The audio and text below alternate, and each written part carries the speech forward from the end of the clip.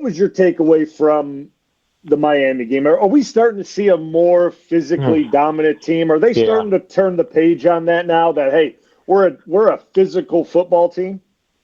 And, I mean, haven't we been talking about whether we're going to see that for a long, long time around here? And I think this is, maybe one of the most physical teams that we've seen in a while, maybe since, you guys had that unbelievable offensive line with, TJ and Josh and all those guys. That was his physical group up front. But this is physical all the way through, from the running game to the receivers and tight ends who can run after the catch and break tackles, to a defense that comes downhill, especially when, like, we're starting to see a couple guys playing their best games of the season. Like Quay Walker's best 2 games were probably his last 2.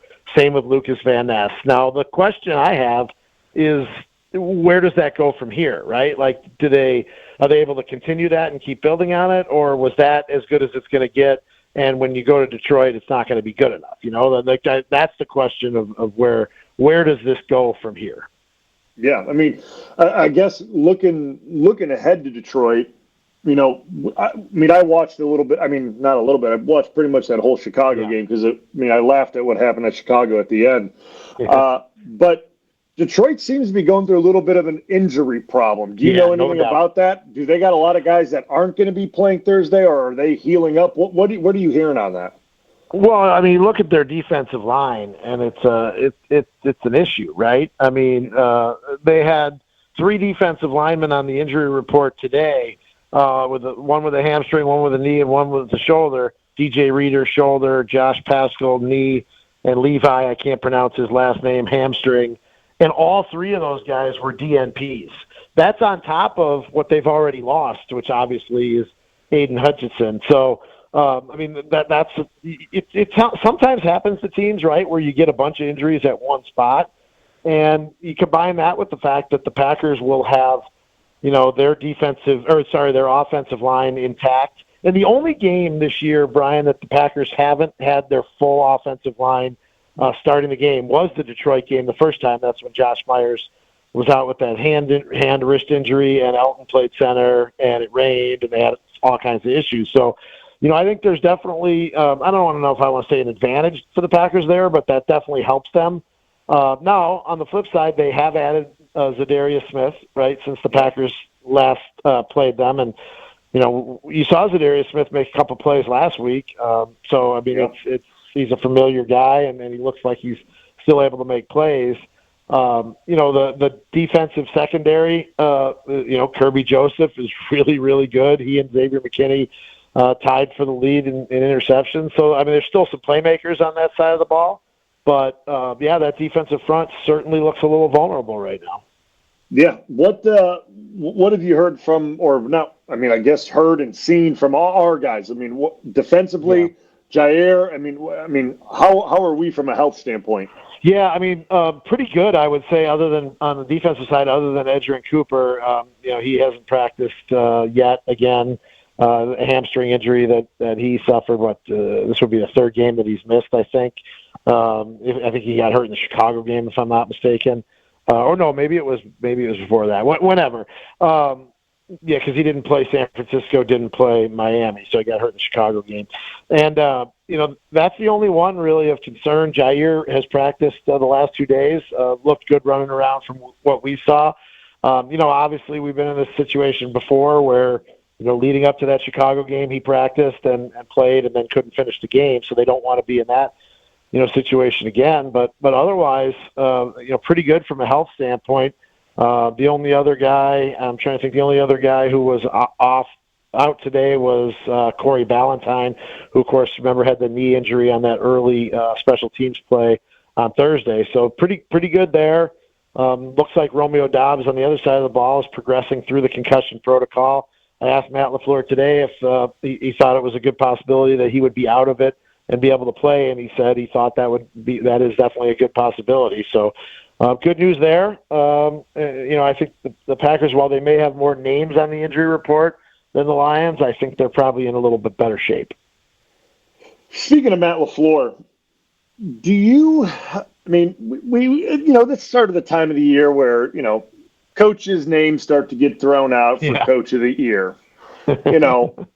Harbaugh, both Harbaughs, Sirianni and, McDermott. And why is it every year that LaFleur gets overlooked? I mean, I'm really serious about that because in 2019, his first year taking over a team, I get it was led by Aaron Rodgers, but we missed the playoffs badly 2 years in a row. I mean, it looked bleak. He comes in, takes us to an NFC championship, doesn't even get a sniff of it, right? So I'm just wondering, why does he continue just to get overlooked for Coach of the year after year? Yeah, well, here's my take on that. Let's go back and look at, I just pulled this up, the recent Coach of the Year winners. Last year, Kevin Stefanski, Browns. The year before, Brian Daboll, Giants. The year before, Mike Vrabel, Titans. The year before that, again, Stefanski. Now, John Harbaugh won it in 2019, but before that, Matt Nagy, Chicago. And the pattern I see there is those are all teams that weren't expected to win and won, other than, John Harbaugh in, what did I say it was, 2019. Yeah, the Ravens were 14-2. Otherwise, I mean, it's a bunch of teams that had low expectations and did well. Brian Daboll won it, and the Giants were 9-7-1. I mean, what are we doing here? Mike Holmgren never won it, as far as I can remember. Mike McCarthy, I know, never won it. And Matt LaFleur is probably not going to win it again this year. But, first of all, I think you could have given him Coach of the Year after Week 3 when they won weeks 2 and 3 with Malik Willis. And now you take a look at what he's done with the run game. I was just looking at this today. Josh Jacobs has the 4th most carries in the league, and for years the Packers haven't been a team that was willing to commit to the run game. Culture change. Exactly. And then you look at his, he's not coaching the defense, but he hired the guy to coach the defense, and there's been a big improvement there. So, my guess is he won't win it again, but and I don't know if it bothers him or bothers these guys. I would have to if it were me, but they're wired differently. But I think the job he's done and the job Brian Gutekunst has done really with this team, is pretty good. You do wondered if Gutekunst could have tried to maybe add a pass rusher or a corner before the trade deadline, and that would have been big. But I think all in all, you'd have to say those guys did pretty well. Yeah, I mean, I guess now that we're starting to get to the business end of this thing, right? The business end of this season, what we're seeing from Jordan Love.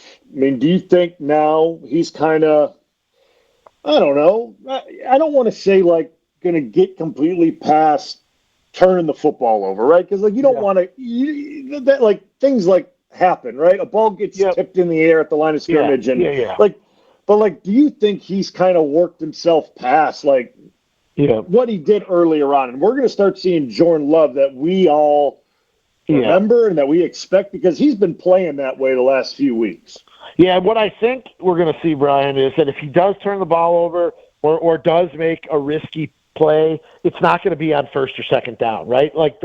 His 10 interceptions, I'm pretty sure that only 3 of them have been on third down or later, 7 of them on first and second down. And those are the ones, I mean, you don't want any of them, but those are the ones that are, just drive killers. Obviously, in the playoff game against the 49ers, when they get the 1 first down and then they have a new set of downs and he makes the critical error on first down. I think that's where he's gotten better or will get better. I think the fact that he's able to move a little bit more freely and feels good might allow him to, escape from some situations with his legs that maybe he had felt like early in the year he had to throw his way out of, if that makes sense. So I do think that's – and look, he told us after he had the turnover-free game the other day, he's like, look, it had to be a focus for me. It was a focus, and it will continue to be. So, he knows it, right? And so, that's the first sign is being aware that there's an issue and then addressing it. So, what does he do against the really good teams with really good defenses? We'll see. But so far, I think it's been better the last couple of weeks, obviously, and I think it's a thing that everyone's conscious of it, from LaFleur as a play caller to Jordan himself, but I don't think they're just going to back off of, being aggressive with calls just because of that. Yeah, completely agree. You can't not be aggressive. I mean, you gotta go at teams, and Jordan Love will go at teams. He has no problem going at teams. Yeah, it doesn't necessarily mean they're going to take a deep shot on the first play of the game like they did last year in Detroit. Oh, do it. Do it. But to me, that was like, and I'm writing a big story on Jordan that'll run Thursday with that as sort of the jumping off point. But to me, like, that was almost the moment where Matt LaFleur, not that he didn't trust Jordan Love before, but if you remember, they had that play call. Then the morning of the game, Matt LaFleur texted him and said, I don't know that I think I want to change it. And Love pushed back and said, no, let's do it. Like, to me, that was a big moment in their relationship as coach and play caller. And so I don't know that we're going to necessarily see that shot play, but it's not like they're not going to take shots at some point in the game. Oh, they'll take shots. And the parting shot I will take before you leave us, Rob Demovsky, is it's ridiculous that Lindy Infante was the last coach of the year for the Green Bay Packers. Well, and that tells you pretty much what the award means too, right? Like, I mean, let's not get too caught up in that right now. But I do think nationally, LaFleur is starting to get some of the credit that he deserves, quite frankly. True. If there's been one knock on him, it's been maybe some of the in-game decisions. The big one, obviously, against Tampa in the NFC Championship game is going to. Is going to be an issue until they get over that hump and get to a Super Bowl. But other than that, I don't know that there's a lot that you can nitpick with them. No, you're absolutely right on that. So good, we got to do it twice. Bryan and I will talk to you Thursday on Green Bay Game Day, Rob. Beginning, we'll have you on about 4:30 Central Time. That'd be 5:30 Eastern Time. I know your week's all screwed up, so we'll get the time straight. That will be 5:30, and I will be inside Ford Field by that point. Fantastic. We'll talk to you then. Thanks, buddy. All right, we'll be seeing you.